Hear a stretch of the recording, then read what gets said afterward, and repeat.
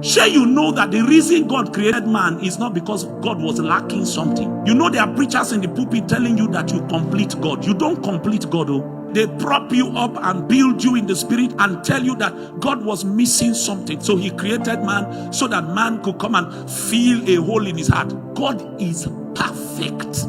There is no need in God. If God were to ever lack anything, then that entity is no longer God. Your worship is not doing God a favor. Your praise is not something you are doing for God that God cannot do for himself. I know you don't like me to say these kind of things, but read your Bible. God himself will come and tell you, he will say, I am a righteous God. There is none like me upon the face of the earth. God knows his word. He doesn't need you to tell him. God knows who he is. God knows his powers. And before man was created, worship existed in heaven. You are not doing something special in the earth. And this is why I teach my people, worship is a privilege. Worship is a privilege. God is not lacking anything.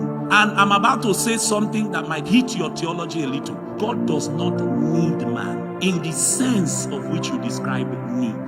God does not need anything. God gives man the privilege of partnership with him. It's not as if God cannot do what he wants to do without man. God by himself creates a limitation for himself. He did it himself. That if he's going to invade our realm, man has become the privileged recipient of the rich benevolence of his grace. That you can now partner with an immortal spirit to actualize what is actually in the heart of the immortal spirit. So you will think you are doing it, but you are actually a puppet. God is the one pulling your strings behind the scenes. That's what Paul means when he says, it is God that worketh in you, both to will